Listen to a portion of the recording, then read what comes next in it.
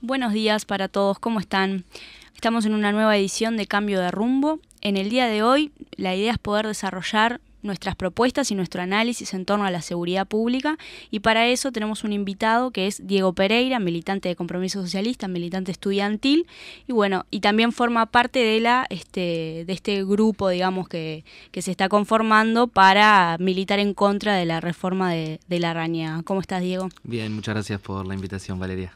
Bueno, sobre el tema de la seguridad pública, a nosotros nos interesa desde Compromiso Socialista, primero que nada, dejar claro y sentado que este es un problema real, ¿verdad? Que es un problema real que viven los uruguayos, no es una sensación térmica, como en algún momento se manifestó desde el gobierno, pero también hay que tener claro que es un problema que sufrimos sobre todo los trabajadores, ya sea en nuestros barrios, que es en general en los barrios de trabajadores donde se está más expuesto a los temas de inseguridad, así como en los propios trabajos, ¿verdad?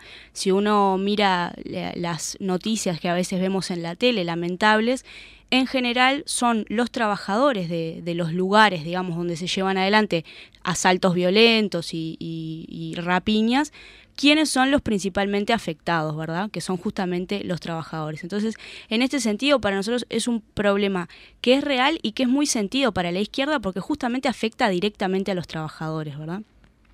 Si uno mira lo que son los números oficiales que se publicaron hace apenas un mes o 2 meses por el Observatorio de Criminalidad y Violencia del Ministerio del Interior, es decir, los números oficiales, se ve como, por un lado, están los barrios que son considerados de menor poder adquisitivo, ¿verdad? Los barrios históricamente de trabajadores, como los lugares donde se registran más cantidad de rapiñas, como son El Cerro, Villa García, Punta de Rieles, Casaballe, etcétera, y en la otra punta, digamos, los barrios donde se registran menores cantidad de asaltos violentos, que no quiere decir que no sucedan, pero sí que suceden menos, que son los barrios de mayor poder adquisitivo, como Punta Carretas, Positos, Carrasco, Punta Gorda.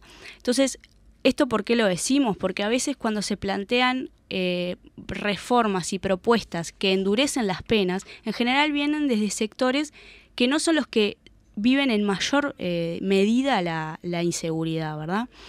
También otros datos que surgen de estos, digamos, del propio Ministerio del Interior, tienen que ver con que en el último año han aumentado en más de un 50% las rapiñas, que son los asaltos violentos, y también casi un 46% lo que han sido los homicidios. Es decir, que estamos en una situación donde la inseguridad es real, ¿verdad? Y los números han aumentado. Es decir, que en definitiva la política que se ha llevado adelante, que ahora vamos a profundizar sobre eso, pero es una política de consenso de todo el sistema político, ha fracasado. Podemos decir que los números están adelante nuestro y son malos, ¿verdad?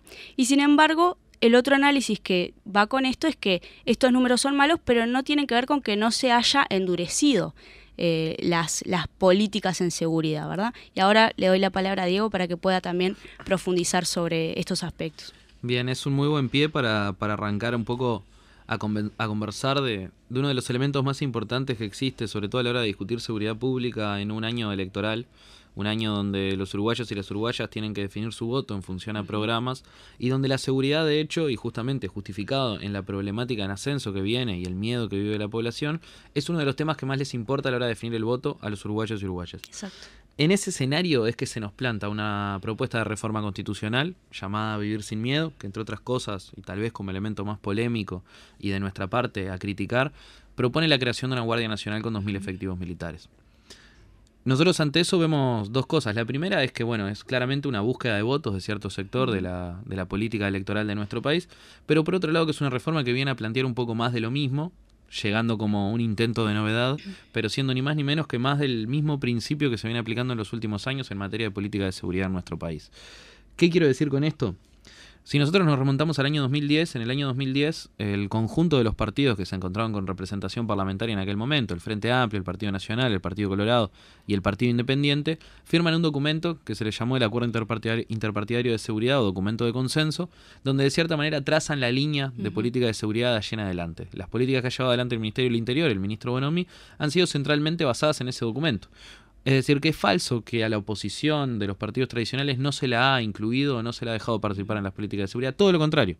El propio Frente Amplio ha tomado y sobrellevando las propias contradicciones que tiene muchas veces en su discurso, que es algo de lo que también es importante hablar después, ha tomado absolutamente casi que todas las propuestas que se han propuesto por parte de los partidos tradicionales, entre ellas, y esto tiene mucho que ver con la creación de la Guardia Nacional, de los efectivos militares, es la creación de la Guardia Republicana, que se aprueba en la Ley de Presupuesto del año 2010, se determina de reafirmar con este acuerdo interpartidario de seguridad, que se plantea darle la jerarquía nacional y la jurisdicción nacional. Es una guardia que tiene una estructura similar a lo que sería esta Guardia Nacional que propone la reforma de Larrañaga, es decir, tiene una estructura jerárquica de carácter militar, con una autoridad, tiene un entrenamiento, equipamiento militar y, como todos vemos por las calles de nuestra ciudad, uniformes camuflados y militares. Es decir, no es una novedad que tengamos militares en la calle al día de hoy, sino que es algo que ya se está dando. Y otro dato no menor, se han tenido muchas políticas específicas buscando incorporar efectivos del ejército a la misma Guardia Republicana. Es decir, esta propuesta de Vivir Sin Miedo no es ninguna novedad. Es seguir incorporando los efectivos militares a la seguridad pública, esta vez con otro nombre y con otra forma. Esto para nosotros es central plantearlo de esta manera, porque implica que necesitamos desde la izquierda poder desenmascarar el programa de seguridad que existe y poder desenmascarar este intento de debate de propuestas distintas, cuando en realidad de fondo está la misma propuesta. Que la misma propuesta es seguir aumentando el poder represivo del Estado sistemáticamente y sin obtener ningún tipo de resultado, como viene sucediendo hasta ahora. Hasta ahora no ha faltado política de mano dura, todo lo contrario, la mano dura se ha aplicado sistemáticamente. Y peor aún, todos estos cuerpos de seguridad especiales que nos vienen a plantear para resolver nuestro problema de inseguridad terminan siendo utilizados, entre otras cosas, para reprimir al pueblo cuando se manifiesta. Quiero recordar el escenario que se dio en el 2015 con el desalojo del CODICEN, donde tuvimos al grupo de reserva táctica de la Guardia Republicana, es decir, al equipo de operaciones especiales, a la élite de la policía para reprimir, desalojando menores de edad en el CODICEN. Entonces nos preguntamos, ¿para qué queremos seguir aumentando los cuerpos represivos, especializados y con fuerte poder de fuego, si efectivamente entendemos que no solucionan los problemas de seguridad? La intención que existe por detrás de la mayoría del sistema político es mejorar su aparato para poder garantizarle paz social en un conflicto ascendente que se viene por la necesidad de ajuste económico. Exacto. También hay otros aspectos que acompañan este avance represivo que menciona Diego, que tienen que ver con la inflación punitiva, ¿no? El aumento de penas, que también, si quisiéramos, podríamos describir como sistemáticas proyectos han avanzado en lo que es una mayor cantidad de penas a los presos, que a su vez se reafirma con el esquema que actualmente tenemos y que este gobierno ha profundizado, que es el de las megacárceles, ¿no? Que es para nosotros otro tema central del cual no se puede, digamos, evitar hablar cuando uno quiere hablar de seguridad, porque creemos que allí están sobre todo los problemas, digamos, desde donde no la base material, pero sí hoy un problema real latente del sistema de seguridad son las cárceles. Ahí tenemos desde el año 80, más o menos la década de los 80, que se crea el COMCAR, que en ese momento se crea con el objetivo de, digamos, terminar con el hacinamiento carcelario, ¿no? Y se decía que va a ser un lugar que iba a generar mejores condiciones de reclusión, y podemos ver a lo largo de los años y con el diario del lunes que eso no solo no es verdad, sino que por el contrario se ha multiplicado el hacinamiento y las condiciones, digamos, de reclusión son todavía mucho peores, ¿verdad? Son centros donde se violan sistemáticamente los derechos humanos, no hay, entre otras cosas, acceso a la salud real, por ejemplo, por parte de los presos, como simplemente uno de los temas, ¿no? Ahora, frente a esta situación que es de emergencia social, ya diríamos, ¿verdad? El tema de las cárceles, ¿cuál es la idea del gobierno o cuál es su solución? Bueno, crear una nueva megacárcel, esta vez en Punta de Rieles, ustedes habrán visto su inauguración, que tiene el adicional de que se realizó por formato de participación público-privada, es decir, con un contrato, digamos, entre un privado y el Estado, lo cual genera un lucro, digamos, muy grande para el privado a costa de la reclusión, ¿verdad? Es decir, esa empresa privada que construyó la cárcel va a cobrar por cama ocupada, es decir, que en definitiva lo que uno ve es que cuantos más presos haya, más le conviene al privado. Este esquema tampoco es una innovación en el mundo, ¿verdad? Por ejemplo, uno de los países, digamos, con más desarrollo en este sistema de reclusión es el propio Estados Unidos, ¿verdad? Donde el lobby de los empresarios, digamos, de las cárceles también juega muy fuerte a la hora de terminar llevando adelante ciertas leyes o cierta legislación en la materia, ¿verdad? Digamos, al incorporarse encima el poder económico en lo que es este tema como la seguridad todavía se generan peores condiciones, ¿verdad? Sí, vuelve muy difícil volver para atrás, de hecho, ¿no? En un esquema planteado de esta manera, la megacárcel y el hacinamiento está demostrado en todos los lugares del mundo donde existe que no resuelve nada de los problemas de inseguridad. Nosotros actualmente tenemos una tasa de reinserción que está por encima del 60%. Eso quiere decir que nuestro sistema está lejos de reinsertar en la sociedad a las personas privadas de libertad. Y tiene mucho que ver con las propias condiciones que se dan dentro de la cárcel, y tiene mucho que ver con la ausencia de políticas de otras características para poder atender la criminalidad en nuestro país, ya sea políticas que apunten a un seguimiento mínimo de las personas privadas de libertad luego de ser liberadas, así como políticas efectivas de prevención. Las políticas de prevención que se han querido aplicar, y voy a volver a insistir con esto, por poner un ejemplo, han ido justamente en esta línea de aumentar la capacidad represiva del propio Estado. Como decías tú, con leyes que van permitiendo cada vez más el poder colocar a las personas durante más tiempo en los complejos carcelarios, pero también creando programas especiales, como es el PADO, el Programa de Alta Dedicación Operativa de la Policía, que es un programa que se coordina desde la Guardia Republicana, que en el 2016 se crea, según palabras del propio presidente Tabaré Vázquez, para combatir el microdelito, que se entiende como microdelito aquel delito, bueno, el de la rapiña, el del hurto, el de la violencia en los lugares públicos, como el delito que a la población más miedo le genera y más inseguridad a la hora de salir a la calle le puede crear. Y con ese objetivo se colocan 1.000 efectivos, aumentando en 1.700 para el año 2018, es decir, un 70% en 2 años, para poder patrullar en lo que fueron las jurisdicciones 17 y 24 de Montevideo. Si traducimos 17 y 24, las jurisdicciones son los barrios Casabó, Marconi, Casaballe, Cerro, etc. Eso quiere decir que hoy tenemos un cuerpo especializado y militarizado de la policía con un programa de patrullaje específico en las zonas rojas de la ciudad, utilizando software de predicción de delito. El Ministerio del Interior tiene un software que se llama PredPol, que busca justificar de cierta manera la pertinencia de estar en esas zonas rojas. Y este programa tiene una tasa de detención del 2% de las personas controladas. Esto quiere decir que cada 100 personas que el PADO, la Guardia Republicana, detienen, chequean en la calle, le piden los datos y los tratan con violencia, 2 son efectivamente detenidas por algo. Entonces, además de la criminalización de la protesta, como planteamos estos cuerpos policiales, aquí estamos claramente ante un escenario de criminalización de la propia pobreza y de la marginación social, o de las poblaciones que están socioeconómicamente más vulnerables, donde sistemáticamente se ven agredidos por estos cuerpos policiales para que no se haya resuelto ni cerca el problema de la inseguridad y solo 2 de cada 100 personas sean efectivamente detenidas. Es que en el sentido que tú mencionabas antes, ¿no? Donde ya nos estamos acostumbrando a ver efectivos con trajes camuflados en las calles, esto también va en ese sentido, ¿verdad? Poder naturalizar de alguna forma por parte del gobierno, también es lo que se busca, naturalizar que eso es normal, que te detengan simplemente por tu cara o por el barrio donde vivís y que te revisen qué tenés en la mochila, como lamentablemente vemos hoy por hoy que sucede, ¿no? Lo estamos viendo todo el tiempo, sobre todo en estos barrios que mencionaba Diego. Y vivimos en entornos cada vez más controlados. Desde el 2013 el Ministerio del Interior tiene el Guardián, que es el software de escuchas telefónicas y intercepción de telecomunicaciones. En el 2017 en Montevideo se instalan solo 2.200 cámaras de seguridad. Eso quiere decir que se han hecho muchas cosas en materia de seguridad, eso no se lo podemos negar al Frente Amplio, pero no podemos negar tampoco que han fracasado la gran mayoría y que han ido únicamente en el camino de aumentar el control y el poder represivo del Estado.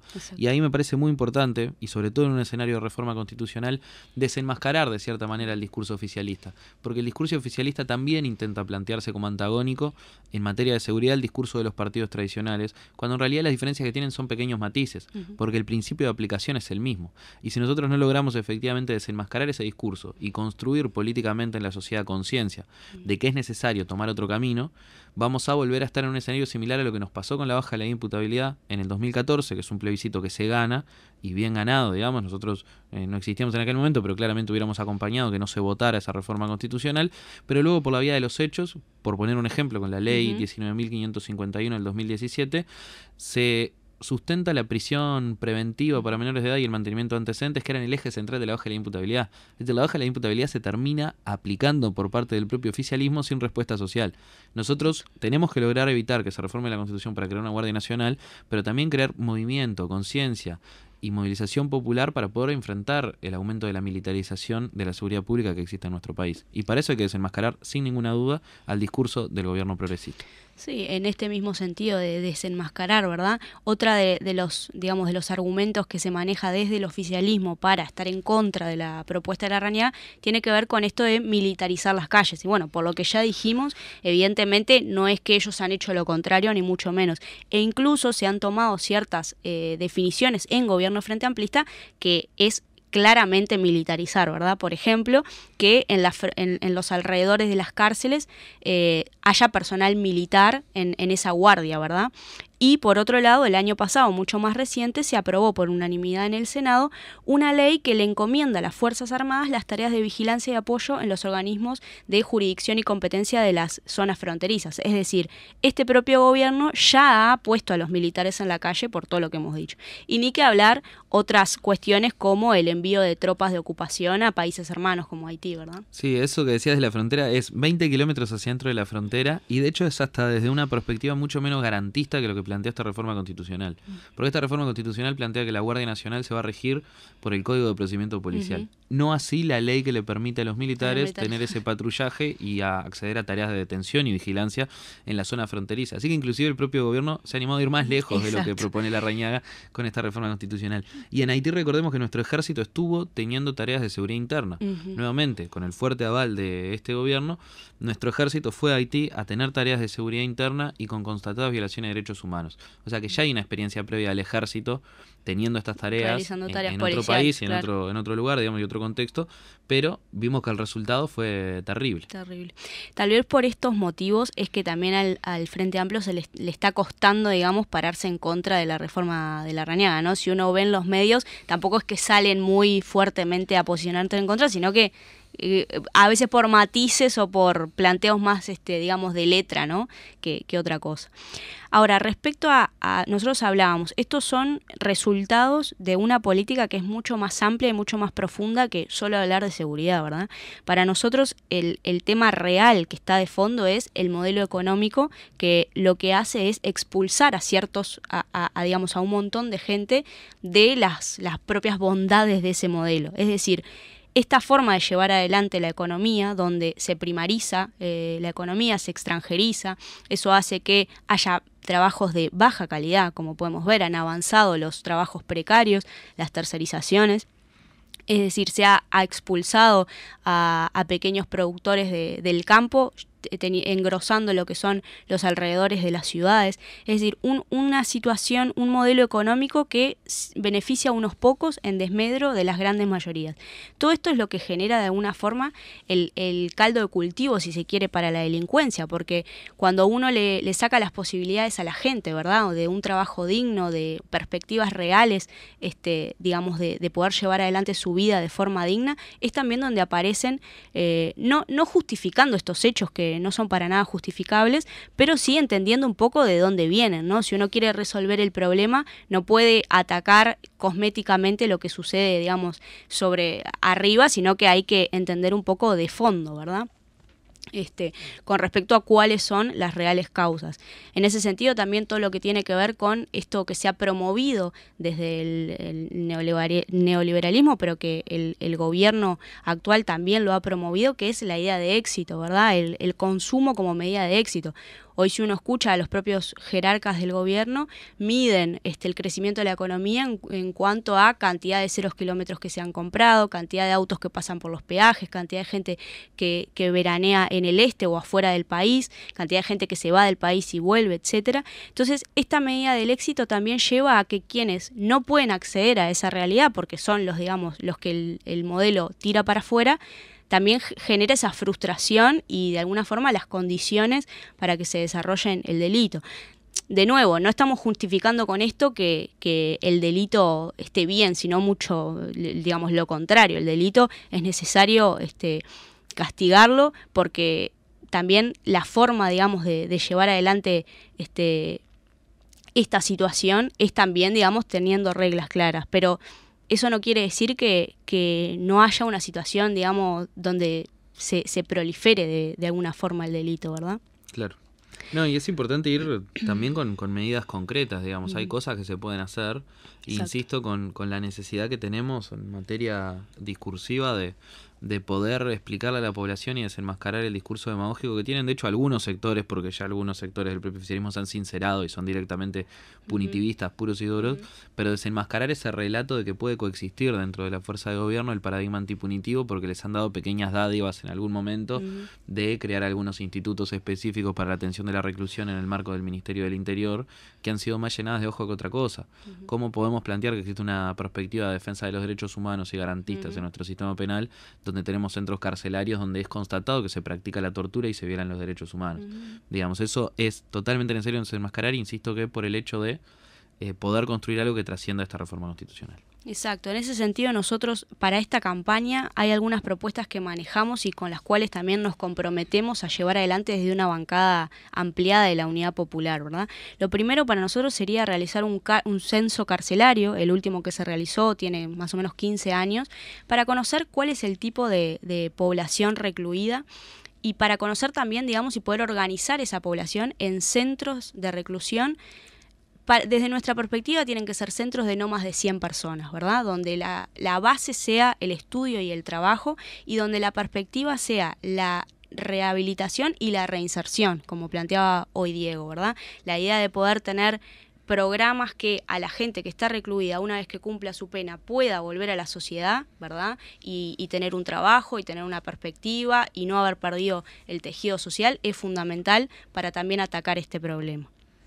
Bueno, vamos cerrando esta audición y le agradecemos a Diego su presencia. Por favor, cuando quieran. Cómo no. Los invitamos a seguirnos también en nuestras redes sociales para también poder ir viendo tal vez alguno de estos temas un poco más profundamente. Y bueno, nos encontramos el próximo jueves en Cambio de Rumbo.